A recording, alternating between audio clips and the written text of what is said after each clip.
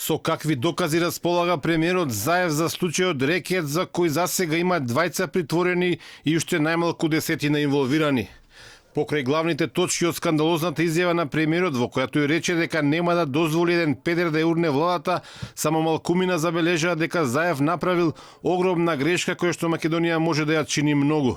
Премиерот, како што тоа на Алфа и го посочија странски дипломати во Скопје, направил груб упад во правосудниот систем со својата скандалозна изјава со која згрози и ЛГБТ заедницата, новинарскиот еснав, но и Европската Унија.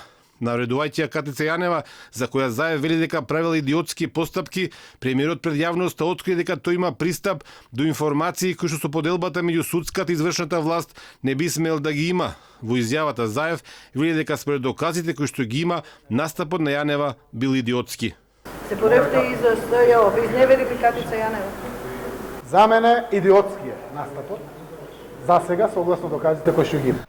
И токму тој дел од изјавата, односно признанието дека тој како прв човек на извршната власт поседува судски докази е огромен проблем. Премиерот, според законот за судска постапка и сите други релевантни позитивни правни прописи, не смее да има никаков пристап до процесите или доказите што ги има обвинителството, судот или МВР.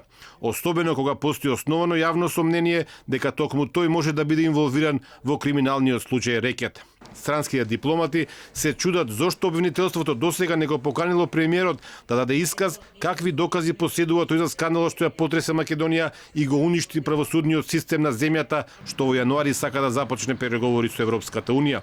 Ниту МВР, ниту јавното обвинителство Јовески или Русковска јавно не искоментира изјавата на премиерот со која тој спротивно на сите европски практики и правила ги измеша двете македонски власти.